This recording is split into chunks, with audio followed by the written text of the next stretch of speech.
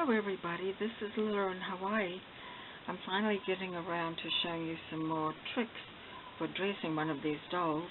Most of it has to be done by hand, and the main problem really is, I find, coordinating fabrics and lace and scraps and so forth, because often I either don't have a big enough piece or it doesn't match or something. Anyway, to go back to it, I made the torso of the doll, and I did some sculpting on her with a needle and thread. I made a little poof of velvet that's going to be her hat, and this will have a little gemstone or button, and then with some spotted tulle there. The next thing to do was to make some sort of a skirt, and because she was old-fashioned looking, I tried to make something of a godet.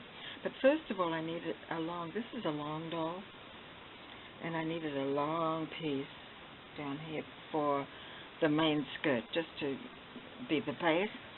So, sacrilege, I went and cut the bottom of a French doll's dress, or maybe it was a baby dress.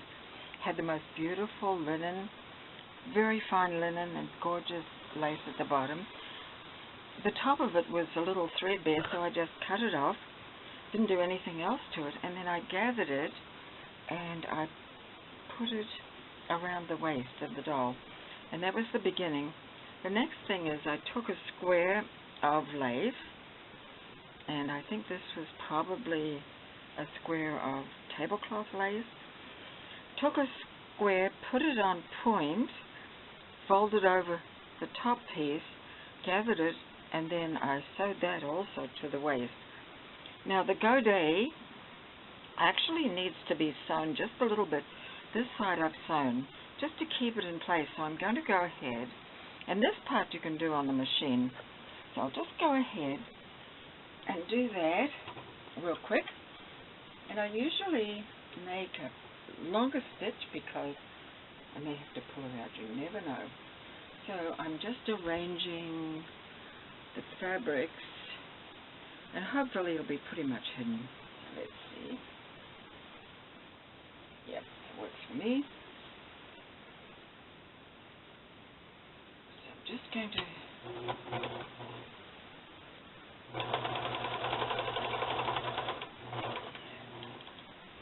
Okay, so that's sewing that one on that side. The other side I've already sewn. And that's kind of about all the machine sewing I would do. Sometimes I can make a few more tucks in the skirts and so forth, and I could do that here. I could make a few tucks, but right now that's not in my plan. So there's the godet, and the way to make the godet, I took a strip of fabric and twisted it in the middle, just gave it a twist, and then I attached it to the waist there. And this is actually attached already, so I can't really show you again, but that's how that's made. So it's actually quite simple, and you can arrange it a little bit how you like. The main thing on these dolls too is to cover the back with something, because generally the back is rather plain. So what I do is I take, well, first of all, the skirt is already done, so that's covered. And here's some threads. I try to cut the threads pretty much as I go. Okay, there we go. So the godet you see is at the back there, so that pretty much covers it to the waist. For this torso, I took a piece of, actually I think it's a whole handkerchief. I took a handkerchief that had lace on the edge, and what I'm going to do now is I'm going to arrange it just so that it's a little bit like a shawl, you might say. So, and this is where you really do need to play with it quite a bit. And I don't want to cover up her arms. I went ahead and I sculpted the arm so it shows with an indentation. So let's see, so this...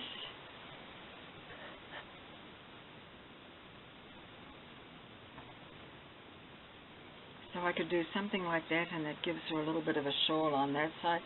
Wrap it around her neck because it's got lace on the edge already, it works out just fine. And then on this side I would do pretty much the same thing. I've got it off center, so, and I would have to, let's see, I'll have to arrange it a little bit more. It's a lot of pinning. The main thing is to just play with it. You can, if you pin it on, you can unpin it. Don't have to leave it there. Okay, so then I did sculpt a little bit of fabric silk just around her head because that's covering the back of her head, and I'll be finishing that off a little bit. And then usually what I do is I take either some blush or sometimes brown pencil or any kind of stain, and I put a little bit on, let me see here. This one is brushed corduroy, and I'm just going to put a little dab on a sponge, and I'm just going to, this is a bit dark, I'm sort of covering up that seam on the side and basically extending her hair, which is brown. Whether you can see, I've extended her hair somewhat, and then of course this will come over, so this will hide that. This side also,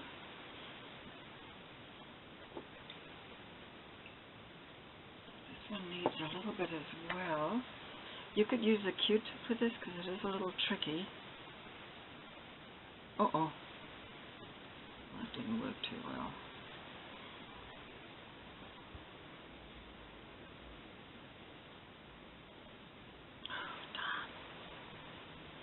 Okay, so that,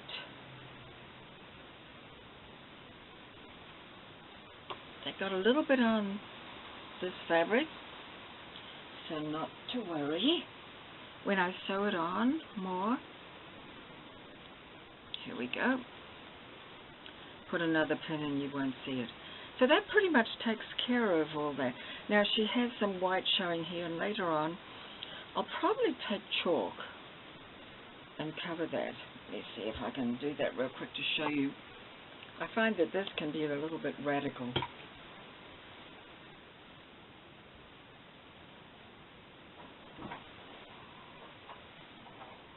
Chalk or chalk pastel?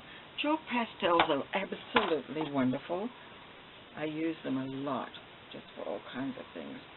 Okay, so she's got some green here, and there's where I sewed the seam. So I'm just going to put some more. And the nice thing about pastel is you can rub it into the fabric, or chalk the same way, whichever. I have a collection of paint. I feel like you need to. I've got watercolor, acrylic, pastel, crayons, fabric pencils, pens, chalk, pastel, did I mention? Just all that kind of thing, because they're wonderful for touching up. Now you notice she's quite pale here, so what I may do is just give her a little more color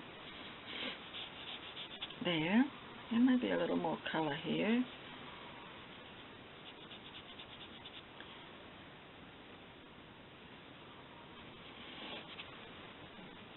And then also she's got flat looking cheeks, so what I'm going to do is I'm going to give her a little blush, to be very gentle with that. And then on this side as well. It's kind of hard to do this and keep my hand out of the camera, I'm sorry. Anyway, that's that. I could touch up her lips a little bit more, but I think they're fine. So that's all right. Let's see. Maybe she should have just a smidgen of green eyeshadow.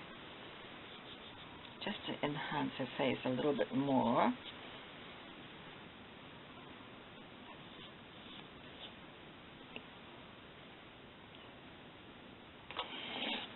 Just take this and you have to kind of work on it to rub it in. Just keep rubbing, and it absorbs into the material. Okay, so that's given her a little more life. She was just a little bit kind of deadly. Okay, so this is good. I've got the skirt that's cut off a baby gown from France. I've got a square from an old tablecloth that I put on point. Then this, just some fabric I ripped, an oblong piece actually, and that's the godet, and I twisted it in the middle and then attached it at the back. I still have to sculpt this a little more to make her a shawl, and this is a handkerchief, an old handkerchief with a lace edging, and you could make it out of just fabric or even scrim or something. And somewhere in there I've got a pin. Well, I've got a pin that's lost in there. I'm going to have to find that later. The only other thing now to do is to give her a few embellishments, and I don't want to go into all of that because it makes the video too long. But I did make a flower, and I haven't put anything in the center yet, but I've put a pearl or something nice in there, and that could go there at her waist.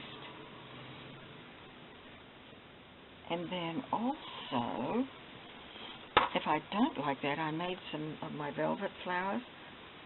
This could then be attached to the back, and that could be, she could be holding, the hands are there, so she could be holding those flowers.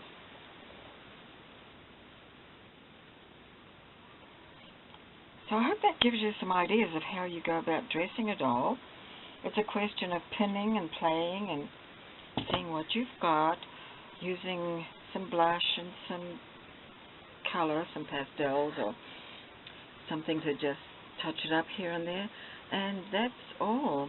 Now if I was putting this on the front, well then I could turn her over and I could either put a bow on the back or I could put that flower on the back. Haven't decided yet, but I'll leave that. So I'm just going to now pick up the camera. There you go. I hope that gave you some ideas. It is really hard to show you how I go about it because it takes me, a good few hours to dress a doll, so I can't do that, of course, on the video. Thanks for watching anyway, and look for another video from me. I usually try and make them how-to videos. So see you soon. Bye-bye.